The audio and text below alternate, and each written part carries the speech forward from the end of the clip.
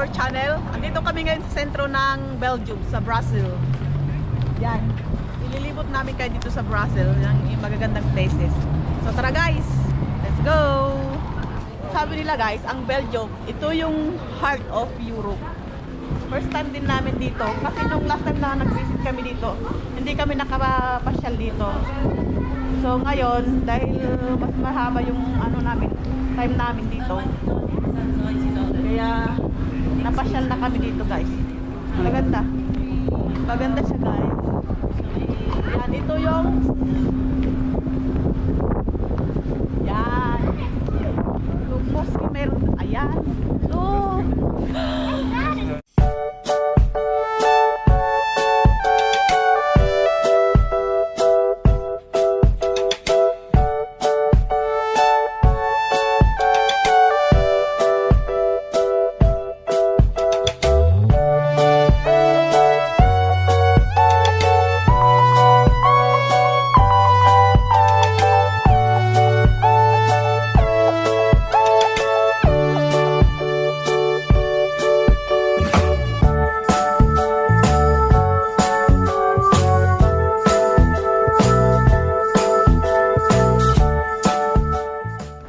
Guys, yung may flag is Capitol.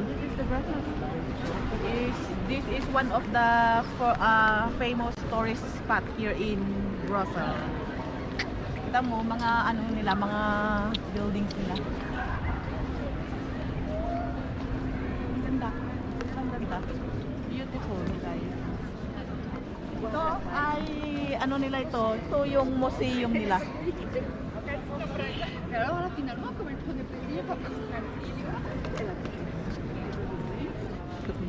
Hindi na natin papasukin yung museum guys kasi marami pa tayong pupuntahan and konti lang yung oras natin kasi nga may isa pa kaming town na pupuntahan after this. So let's go guys. Libot-libot lang tayo guys. Ang ganda, di ba? Mahilig sila sa mga sa mga gold.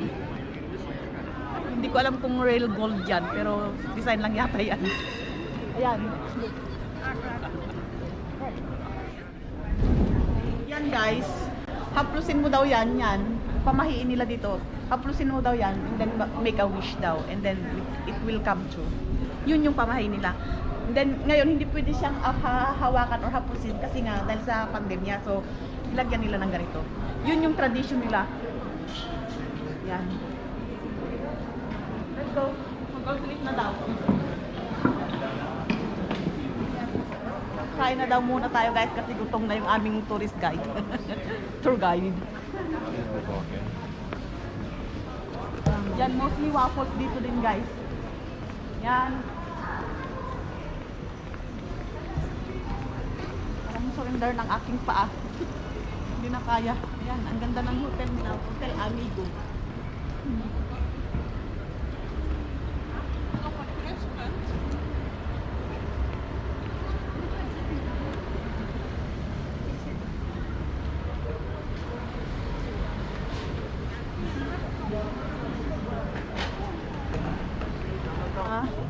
Bilihan ng mga souvenirs.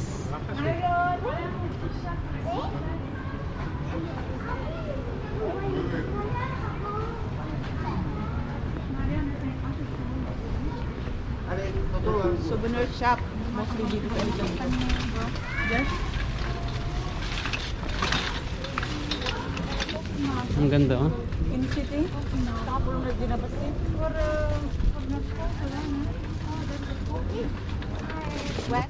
Bili tayo ng ng magnet for remembrance. Ang isa is 3 pero pag 4 is 10. So ano mas maganda ito? Ito ang maganda oh. Yung beer. Heart to heart. Yan. At saka isa. Ito. Beer.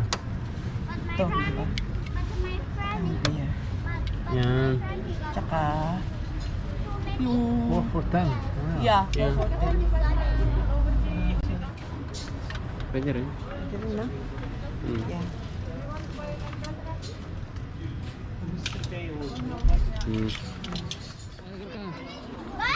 Ito guys yung pagka-simbolo ng Belgium, yung batang umiihi. Pag nakita mo yan, ibig sabihin nasa Belgium ka na. Or ito yung sign ng Belgium.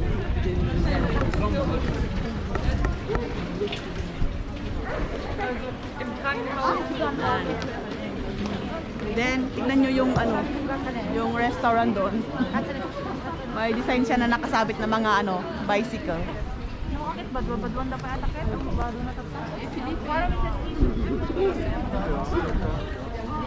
The last time was on the father is Oy! Ang kwento daw niya guys is, no, yung bata na yon, nasusunog daw yung Brussels before. Kaunahang panahon. And then, hindi natuloy yung sunog dahil inihihan niya yung sunog. So, ginawa siya ng estatwa. So, yun yung parang naging, ano, ng Belgium. Yung parang naging hero nila. So, kapag nakikita mo na yan, yeah, Belgium na ang ibig sabihin yan. So, yun guys. Yun yung, ano, history niya. Dito kami guys yun sa Vietnamese ano, restaurant. Again, masarap kasi siya, mga noodles, mga dumpling. Lalo ngayon kasi is ano, medyo malamig, so masarap yung may sabaw.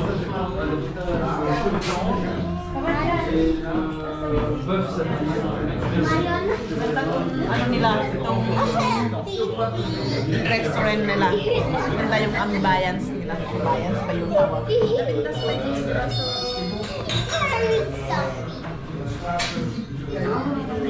Mamaya maglibot-libot tayo ulit kasi nga dito lunch time na gutom na rin kami. Kasi yung travel namin almost 2 hours. Maaga kami nagising, maaga kami nagkape. So ngayon, kain muna, hindi mamaya. Pagkatapos natin dito sa Brussels City, pupunta pa tayo sa isang town. Mag-trade tayo ulit. So yun yung huli namin, ano, pamamasya.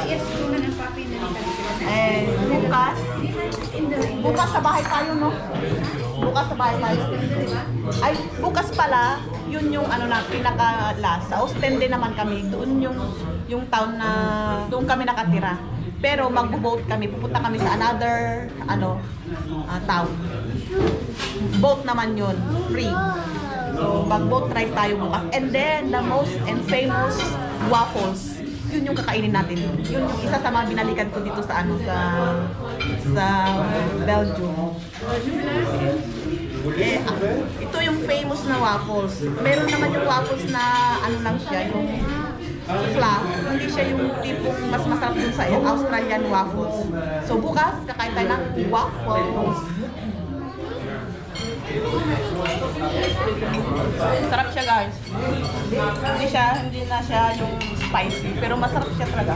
100%. Yung curry nila, yung seafood curry, sarap. So yung tinatawag nila, yan. Das po. Pho. Vietnamese pho. Yan. Guys, tapos na kami kumain. Perfect. Ang sarap niya. Pupunta na kami sa maglilibot na naman pala kami. Ito dati ay ano daw, stock exchange. Ngayon, electronic na daw siya. Yan, yung building na yan. Ni-renovate nila ngayon.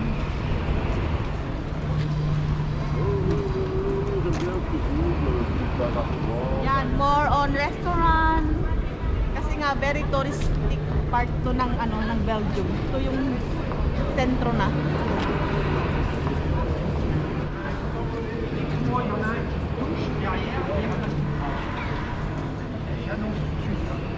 Il va pleurer, je vous le dis. On y fait trop fort là, ça va venir. Yan. Napaganda nila tong building na to.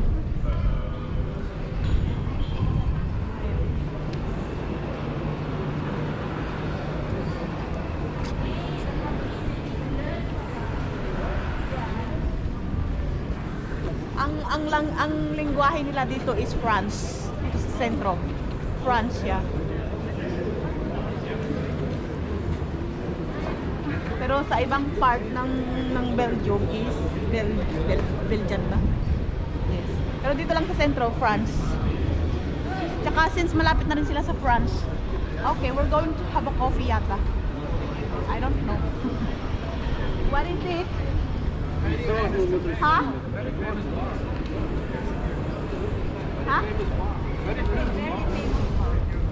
Ah, ito daw yung very famous na bar. Yan. Ito yung isa sa famous na bar dito noon. Okay.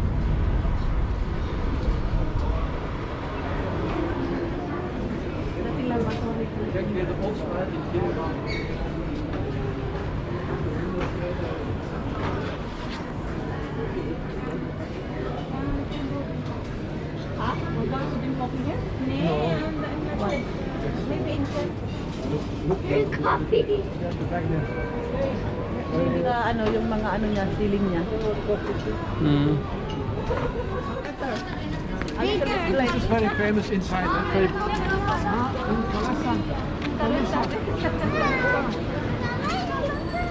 Here in Kalusa.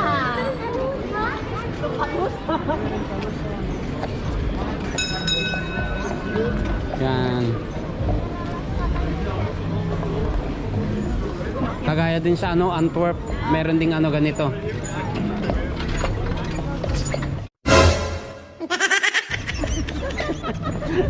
Parehas. Nagbibideo din pala yung isa.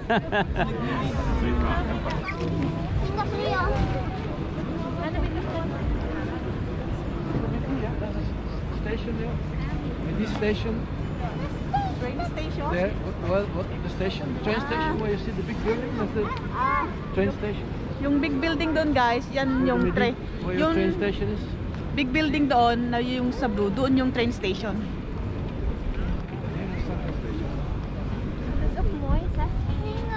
Ha? Irish Below pub. us, underground. Yan, meron din silang Irish pub. Yan. Yung Green Guinness O'Reilly Irish pub. Irish pub yan guys. Yan. Yan. Yan. Since nire-renovate kasi nila yan. Yung mga building nila sobrang old na. Kaya marami dito ang nare-renovate. Yung mga buildings. Mostly dito nire-renovate.